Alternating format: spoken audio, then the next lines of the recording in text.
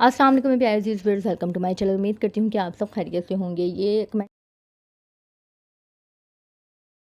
Next है ATM machine से fund transfer time अगर आउट ऑफ कंट्री या वैसे ही अकाउंट नंबर नहीं आईबीएन नंबर लिखना हो तो एटीएम पर इंग्लिश टाइप करें।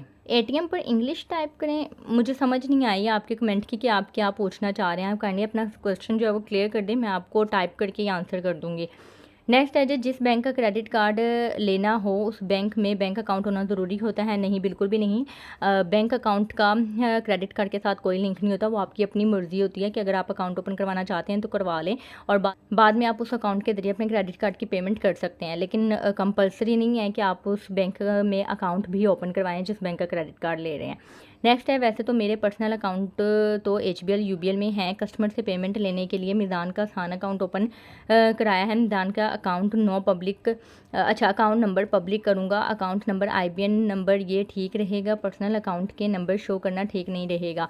अच्छा, ये एक चीज़ भी मैं आपको बता दूँ कि ये केस मेरे बैंकिंग की सर्विसेज जो मैंने प्रोवाइड की हैं उसमें 7 से 8 सालों में ये एक केस आया था कि एक बंदे ने आसान अकाउंट ओपन करवा के उसको सोशल मीडिया पर प्रोवाइड किया हुआ था और पेमेंट के लिए उस अकाउंट नंबर को सोशल मीडिया पे उन्होंने प्रोवाइड किया हुआ था और वहाँ से पेमेंट मंगवाता था। जब जो भी सर्चिंग हमारी टीम होती है उसको पता लगा, हेड ऑफिस में जो भी इनकी सोशल मीडिया को डील करती है, तो उन्होंने उस अकाउंट को नो डेबिट लगा दिया था, यानी कि उसके अकाउंट को आर्जी तौर पर बंद कर दिया था। तो बेहतर यही है कि आप अगर किसी को पर्सनली पीएम में यानी कि मैसेज के ज़रिए अकाउंट नंबर भेजना चाहते हैं तो वो आप भेजें, लेकिन सोशल मीडिया में किसी भी ऐड के साथ या किसी भी समझ लें कि प्रॉपरली यानी कि पब्लिकली जो है वो आपने अपना अकाउंट नंबर या आईबीएन नंबर मेंशन नहीं करना है किसी ऐसे काम के लिए जो आपको लग रहा हो कि गलत है। अगर तो आपको है कि मेरा ये काम बिल्कुल ठीक है, मैं लीगली ये काम कर रहा हूँ और इस तरह की सर्विस दे के मैं यहाँ पे यानी कि फॉर एग्जांपल अगर आप कोई कोर्सेज सेल आउट कर रहे हैं या कोई बुक पर यानी कि बुक्स आपने ऑनलाइन सेल आउट कर रहे हैं या कुछ भी ऐसी चीज़ है जिसके अगेंस्ट आप अपना अकाउंट नंबर दे के उसमें पेमेंट वसूल कर रहे हैं, फिर तो ठीक है। लेकिन अगर आप किसी इलीगल वे से या वैसे ही आपने अकाउंट नंबर मेंशन किया हुआ है कि इसको पैसों की ज़रूरत है, आप यहाँ पे पैसे ट्रांसफ़र कर देंगे वो, तो उस चीज़ में आप फंस जाएंगे। ठीक है, तो इस चीज़ को क्लियर कर लीजिएगा। नेक्स्ट है जी, बेबी अंबर का मैनुअली रिप्लाई कर शुक्रिया, मगर वीडियो में भी लाजमी रिप्लाई चाहिए। हमें वीडियो में क्लियर समझ आती है, वीडियो में रिप्लाई चाहिए, मैनुअली करें या ना करें। वीडियो में एक कमेंट से सबको इन्फो मिलती है। देखें, वीडियो में मिल तो जाती है, जैसे कि मैंने आपको पहले भी बताया था कि वीडियो काफ़ी लेंथी हो जाती है क्योंकि अब कमेंट्स जो है वो बहुत ज़्यादा आने लग गए हैं। इसलिए मेरी कोशिश होती है कि मैं कुछ कमेंट्स का जो है वो टाइप करके रिप्लाई कर दूँ और कुछ कमेंट्स का जो है जिसको मैं प्रॉपरली एक्सप्लेन करना चाहती हूँ उसको मैं वर्बली एक्सप्लेन कर दूँ। और दूसरा, मैं आप लोगों से यही रिक्वेस्ट करूँगी कि अगर मैं आप लोगों के लिए इतनी मेहनत करती हूँ तो आप भी मेरे लिए कुछ एफर्ट कर लिया करें, मेरे चैनल को 5 से 10 लोगों से सब्सक्राइब करवा दिया करें जिसको इसकी ज़रूरत है, ताकि जो है वो मुझे भी थोड़ा सा बेनिफिट हो जाए। नेक्स्ट है जी, मिस अनीला का, उनका कहना है कि लड़की को फाइलर नहीं होना चाहिए। ऐसी इन्फॉर्मेशन तो मुझे तो नहीं है, लड़की हो या लड़का हो दोनों के लिए सेम ही रूल है। नेक्स्ट है जी, मेरे अकाउंट में मिलियन अमाउंट है, मुझे हर वक्त स्कैम होने का डर लगा रहता है। बैंकिंग पर्सन इन्फो तो मैं किसी को प्रोवाइड नहीं करती, मगर मेरा दिल फिर भी क्लैरिफाई नहीं होता है, सॉरी सर्टिफाई नहीं सेटिस्फाई इन्होंने लिखना होगा, सेटिस्फाई नहीं होता है। जैसे कि आपने बताया टीडीआर बैलेंस अकाउंट में नहीं होता, ज़्यादा सिक्योर होता है। क्या मैं टीडीआर करा लूँ? प्लीज़ ये टीडीआर टर्म डिपॉजिट फिक्स को बोलते हैं या टर्म डिपॉजिट फिक्स और म्यूचुअल फंड क्या होते हैं? अच्छा, ये मैं आपको बता दूं, टीडीआर जी बिल्कुल टर्म डिपॉजिट रिसिट को कहा जाता है और इसको फिक्स डिपॉजिट को ही ये बोला जाता है टीडीआर। और अगर आप टीडीआर करवाना चाहते हैं तो मैं तो खैर इसके हक़ में नहीं हूँ और आप इतना ना डरें, सबके ही जो हैं वो बैंक्स में पैसे मौजूद होते हैं, लाखों करोड़ों रुपए मौजूद होते हैं। हमारे तो फिर भी 50,000 या 1 लाख रुपए होते हैं, लोगों की मिलियंस में ट्रांजेक्शन हो रही होती हैं। बैंक में स्कैम उसी वक्त होगा जब आप पर्सनली कोई इन्फॉर्मेशन लीक आउट करेंगे। जब तक आप अपने मोबाइल में आया हुआ ओटीपी, अपने मोबाइल में आया हुआ लिंक या कुछ भी इस तरह का जो है वो अननोन पेज ओपन नहीं करेंगे या अपनी इन्फॉर्मेशन प्रोवाइड नहीं करेंगे, तब तक आपके अकाउंट से कोई 1 रुपया भी नहीं निकाल सकता। तो इस चीज़ को अपने जहन से निकाल दें कि आपको कोई फ्रॉड हो सकता है।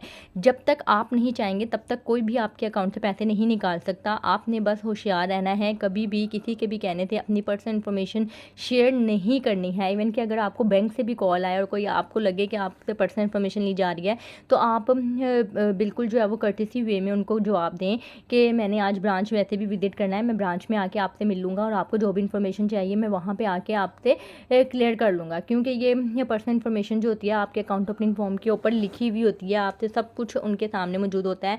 आपने अपने ATM कार्ड की तो स्पेशली और मोबाइल पे आया हुआ OTP किसी के साथ शेयर नहीं करना है।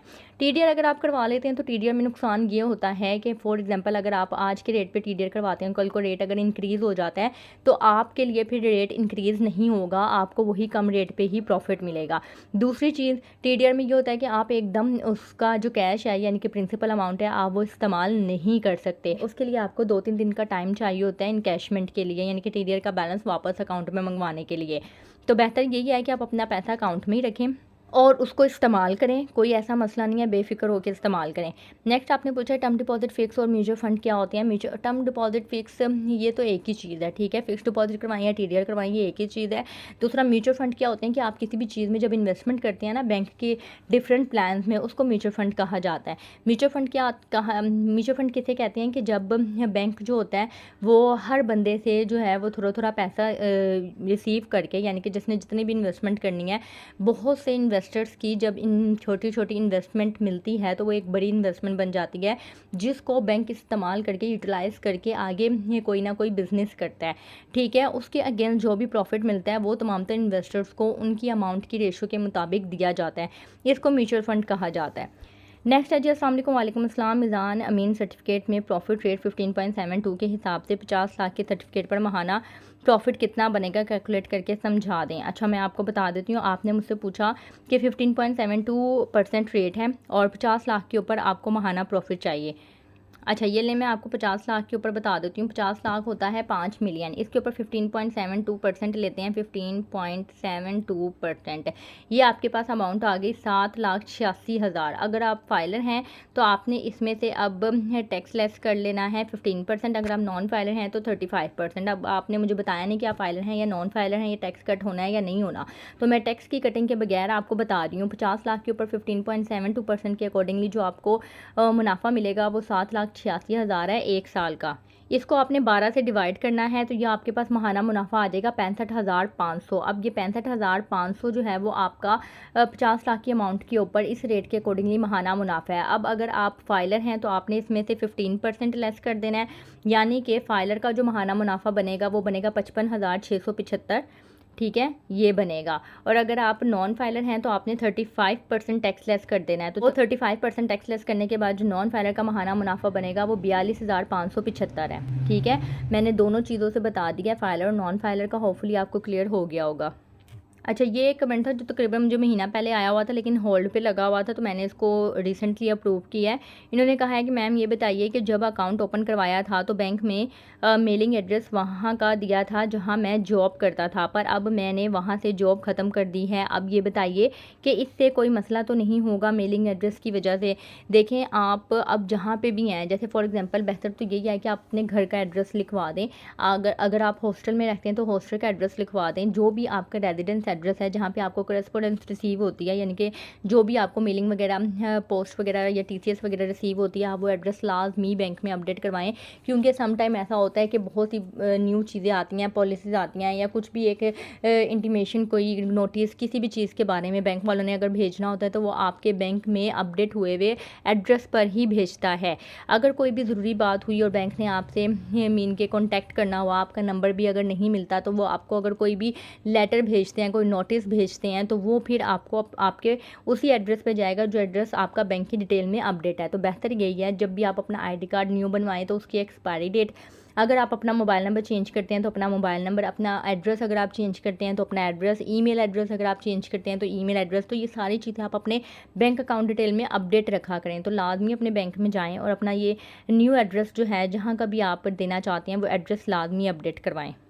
अच्छा, ये एक इनका कमेंट था, इनका भी कमेंट होल्ड पे लगा हुआ था, मैंने अप्रूव किया। अस्सलाम वालेकुम। वालेकुम अस्सलाम। हुमा सिस्टर कहती हैं आप, मैं ठीक अल्हम्दुलिल्लाह। मैं अशर बात कर रहा हूँ सियालकोट से। मुझको आपकी वीडियो अच्छी लगती है, थैंक यू सो मच।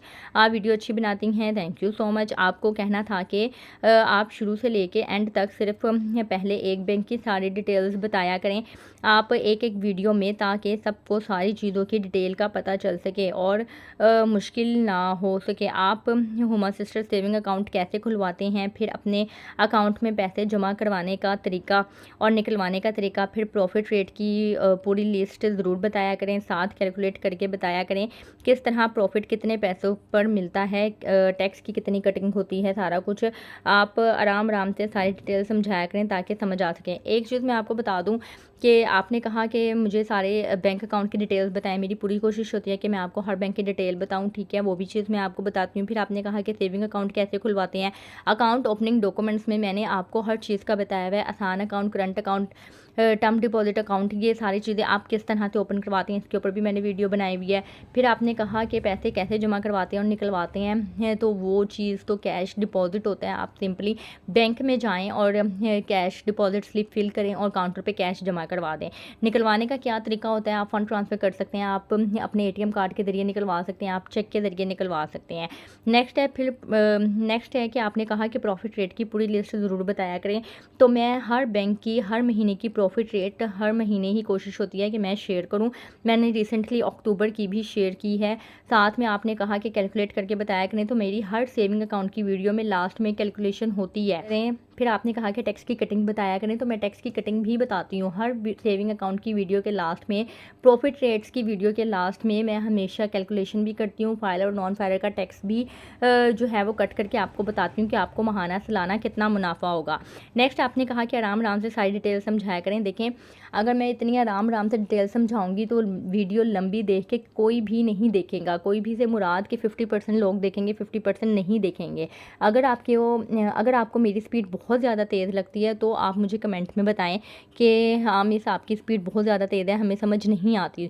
तो ये है कि मैं जब कैलकुलेट करने लगूंगी, कैलकुलेशन के वक्त मैं अपनी स्पीड जो है मैं कोशिश करूँगी कि हल्की कर लूँ, फिर जिसको ज़्यादा हल्की लग रही होगी वो तेज़ स्पीड करके जो है प्लेबैक स्पीड तेज़ करके वीडियो को देख सकता है, ठीक है। तो ये आपकी सारी सजेशन जो है वो मैं ज़रूर फॉलो करूँगी कि आपने इतना टाइम निकाल के इतना लेंथी कमेंट किया, वो भी मेरे लिए मेरी वीडियो के ऊपर, तो थैंक यू सो मच इसके लिए। और मेरी पूरी कोशिश रहेगी कि मैं आप सबके सवालों के जवाब इसी तरह से देती रहूँ और वीडियो बनाती रहूँ। तो देखेंगे आज 40 मिनट की वीडियो हो गई है, आज भी मैंने इसको पार्ट्स में ही अपलोड करना है क्योंकि वीडियो बहुत लेंथी हो गई है। उम्मीद करती हूँ वीडियो आपको पसंद आई होगी। अगर आपने वीडियो को यहाँ तक देखा है तो चैनल को सब्सक्राइब कर दीजिएगा, अगर नहीं किया है तो वीडियो को शेयर कर दीजिएगा उन लोगों के साथ जिन लोगों को इसकी ज़रूरत है। अपना ख्याल रखिएगा, दुआ में याद रखिएगा। मुझे इजाज़त दें, अल्लाह हाफिज़।